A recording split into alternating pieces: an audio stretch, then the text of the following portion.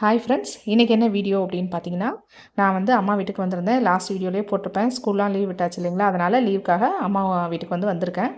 அங்கே வந்துட்டு என்ன சாப்பாடு என்ன பண்ணுறோம் அப்படிங்கிறத வீடியோவில் பார்க்க போகிறோம். மதியானம் பார்த்துருப்பீங்க, வீடியோ போட்டிருப்பேன். மதியானம் என்ன லஞ்ச் அப்படிங்கிறது ஃபுல்லாக வந்து வெஜ்ஜு தாங்க ஃபுல்லாக பண்ணியிருந்தோம். சாம்பார், ரசம், கூட்டு, பொரியல், அப்பளம், வடை, பாயாசம் அந்த மாதிரி ஃபுல்லாக எல்லாமே வெள்ளிக்கிழமை அப்படின்றதுனால நல்லா ஒரு வெஜ்ஜு சாப்பாடு தான் மதியானம்.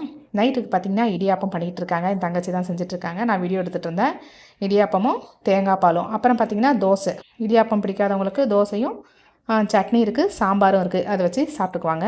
இதுதான் எங்கள் வீட்டில் வந்து நைட்டு சாப்பாடு. லீவுக்கு வந்து எல்லாருமே வந்து ஒன்றா வந்திருக்கோம். தம்பியும் வந்து ஊர்லேருந்து வந்திருக்கான், ஃபாரின்லேருந்து வந்திருக்கான்னு சொல்லியிருந்தேன் இல்லைங்களா, துபாயிலேருந்து வந்திருக்கான். தம்பி ஃபேமிலிஸ் எல்லோரும் இங்கே தான் இருக்காங்க.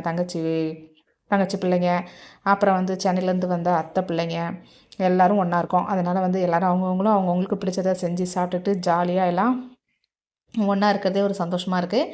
எல்லாம் இந்த ஸ்கூல் வந்து ஓப்பன் பண்ணுற வரைக்கும் 5ஆம் தேதி வந்து ஸ்கூல் ஓப்பன் சொல்லியிருக்காங்க இல்லைங்களா, அது வரைக்கும் வந்து சரி எல்லாம் ஒன்றா இருந்துட்டு போயிடலாம் அப்படின்னு சொல்லிட்டு எல்லாம் வந்திருக்காங்க.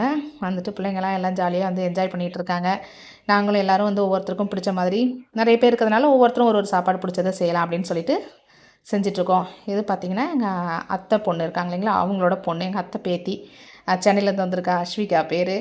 அவள் வந்து இடியாப்பம் பண்ணிகிட்டு இருக்கும்போதே இடியாப்பமும் சட்னியும் வச்சு சாப்பிட்றேன் அப்படின்னு சொல்லி சாப்பிட்டுட்டு இருந்தா பாப்பா.